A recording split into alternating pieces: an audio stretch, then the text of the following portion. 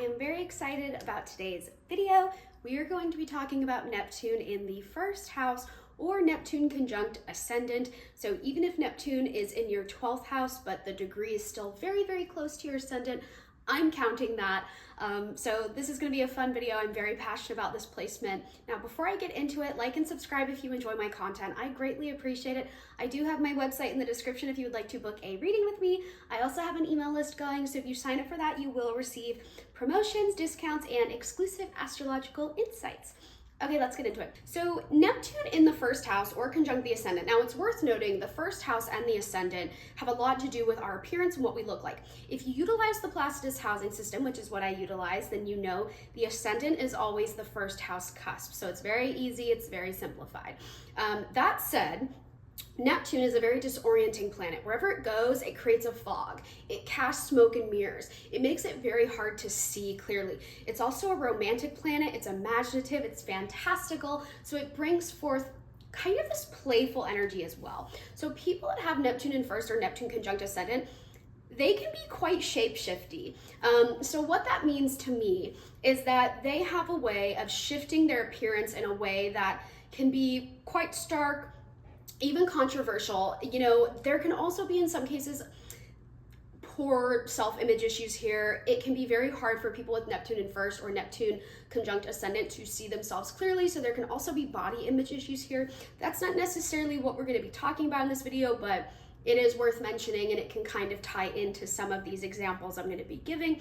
But the shape-shifting quality is like people with this energy are more likely to kind of present themselves in a way that is not always actually like what they look like. So they tend to warp their appearance.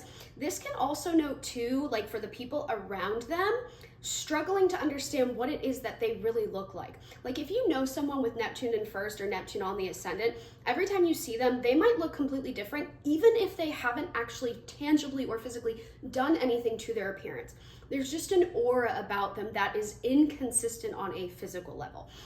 Let's get into some examples. So I want to start with plastic surgery. It's very common for people with Neptune in first or on the ascendant to get plastic surgery. There tends to be this kind of fixation towards it. There's a cartoonish quality to Neptune in first or on ascendant. So this can note enhancing and inflating features. So a very common example or examples, Kim Kardashian and Kylie Jenner. They both have Neptune in the first house, and they are debatably the most like talked about of the Kardashian sisters.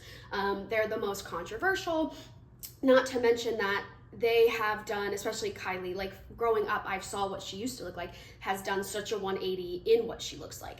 Not to mention they are always, you know, kind of conforming to certain trends of what is considered like cool at the time, you know what I mean? So they're always inflating, they're always deflating, they're constantly changing what they look like depending on what's going on like culturally, I guess, if that makes any sense.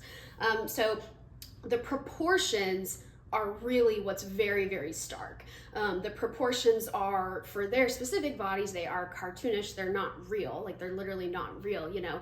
And I'm not knocking plastic surgery at all. I, you know, support whatever you want to do with your body, but just for the sake of the video, you know, we're really just astrologically, we're talking about Neptune in the first and Neptune on ascendant, and it can warp, it can disorient, it can cast a fog, and again, there's this romantic, playful, imaginative nature to it. So yeah, this can lead to a body that looks a little bit, you know, wild, maybe that's the right word. You know what I mean? Like it defies the laws of what is possible, I guess. So that's a way that Neptune in first or Neptune on ascendant can transpire. And if I didn't mention it, both of those girls have Neptune in first.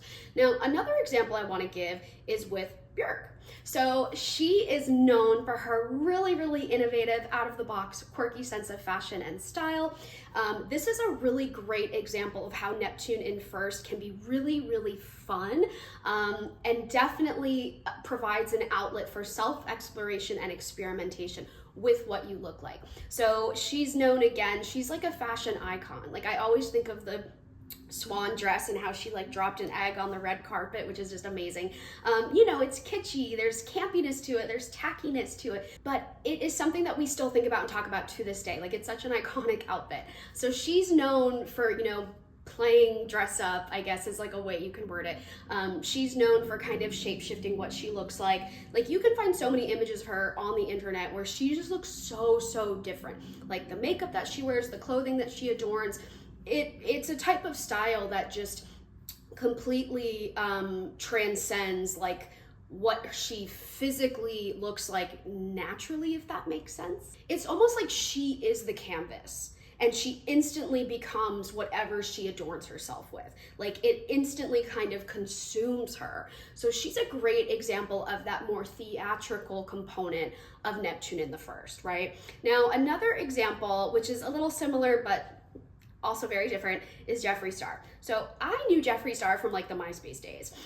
Jeffree Star has Neptune in first, and he's a really good example of someone that kind of involves like the gender bending notion that Neptune in first or on ascendant can bring. So there can be some gender bending here. There can be, you know, being playful with your actual identity, your orientation. He was like one of the first men I knew to like in the mainstream to like wear makeup. Like I didn't know that that was a thing growing up, you know what I mean? I mean, granted, this was a while ago. But yeah, like he was very much just bold and brash in who he was. Now, obviously, he is also a very controversial figure. So he embodies a lot of different Neptune in first qualities. So you have the gender bender, you have, you know, the obsession with, or not obsession, I don't mean that in like a bad way, but the interest, I guess, in, you know, wearing makeup and altering your appearance and, you know, not conforming to certain norms or expectations about what one should wear based on their gender. But then you also have that controversial nature that Neptune in first can bring. And I think he very much embodies that as well. Now, the next type of shape-shifting I want to talk about is the rebrand. So this is somebody who, you know, at first when you meet them, they look a certain way, but then they undergo some type of alteration to their appearance that that catapults their career, or you know what I mean, their status as an icon, whatever. So an obvious example here is Marilyn Monroe, who has Neptune in first. She obviously like started out Norma Jean, you know, and she literally underwent like this complete transformation to her body, to her hair, her face, her makeup, like almost like she went into a machine and came out the other side completely different. And that look is what catapulted her professionally, you know, her professional life. She is a sex symbol. She's an icon of society to this day. We still talk about her. Not to mention, of course, with Neptune in first, there's always a little bit of controversy there. She's a controversial figure. To this day, we still talk about the circumstances of her passing. We still talk about the trajectory of her career and how she was treated. We still talk about her whole happy birthday, Mr. President, whatever. Like everything she did is still talked about to this day. And that is very Neptune in the first. Again, there's this playful, imaginative, fantastical, epic nature to it. It's like a storybook. It's like a human being who is living out a fairy tale, whether it's a dark fairy tale or a happy ending fairy tale or somewhere in between. There's very much a story, an epic tale being told. So she's a really good example of that. Now, another example, I don't really know if you could call this a rebrand per se, but this is very much someone who is known to definitely shapeshift throughout her career, is Ariana Grande. If I'm not mistaken, I believe her Neptune is in her 12th house, but it is conjunct her ascendant for sure. So whether it's first or 12th, I don't know. I'll write on the screen, I have to double check, but it's definitely on her ascendant. She has transformed throughout her career a lot, and it's been very controversial the entire time. Her transition from like white girl, who also happens to be Italian, but if you look at old pictures of her from when she was like on Broadway doing 13, she's white. She's very white. Even on Victorious, like she looks very white. And then she transitions into having like much darker skin. She has like a black scent, you know, just kind of, and then of course when she did the whole 7 rings thing, people were criticizing her from, you know, taking from like Japanese culture, and she got the, you know, the symbol on her palm that was like actually tiny grill or whatever, if you remember that controversy. Of course, now she is Galinda, and she's got the blonde hair, and she talks very airy fairy. So that's like where she is now in her, you know, trajectory, her self-expression. Yeah, very controversial artist, but she, you know, she was at the peak of her career when she had her black sun and when she was, you know, intentionally trying to look darker. She was trying to look like ethnically ambiguous. So much so to the point that people thought she was Latina. Like, I remember there was like a big conversation being had about the fact that she is white, and some people were legitimately confused. They were like, wait, I thought she was Latina. Like, people just assumed that she was a woman of color. So that's another example, a very controversial one, and I'm not trying to offend anyone. I know she has a lot of fans. I'm not knocking her talent. I'm not knocking her voice. I'm not knocking her acting, but I do question some of the decisions she's made and how she's presented herself.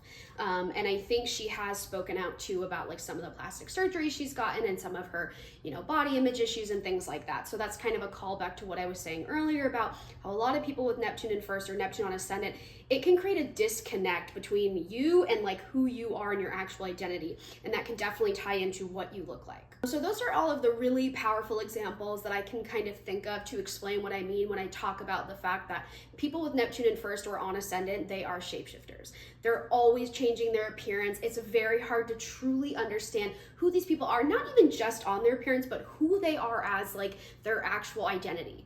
Like, we do not know at the end of the day really who these people are, because so much of what they do in a lot of cases is for an audience. It's almost like these people are art installations. They're so committed to the bit that it's very, very hard to really get to the heart of who these people are, because a lot of things are just acts. You know what I mean?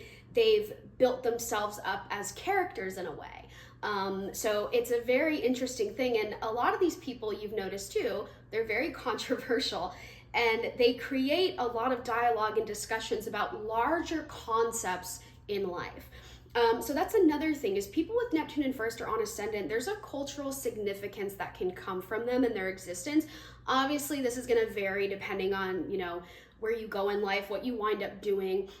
Not everyone is going to have the same life trajectory as someone like Ariana Grande or Björk or, you know, Marilyn Monroe. Like, those are very extreme, rare examples, but the sentiment remains that Neptune in first or on ascendant, it allows for a lot of disorientation to your appearance, to your self-image, you know, to your self-esteem, and also, and that would be more of like a kind of unfavorable case, like when your self-esteem starts to get affected. But in a really favorable case, there's excess creativity, there's excess self-exploration and self-expression, there's an imaginative fun quality to your identity. So I would say there's pros and cons to this placement. I hope this video made sense. I hope that for anyone watching this who does have Neptune in first or on ascendant, I hope this brought some clarity to you. You know, it's a very, very interesting, unique placement. I really love it.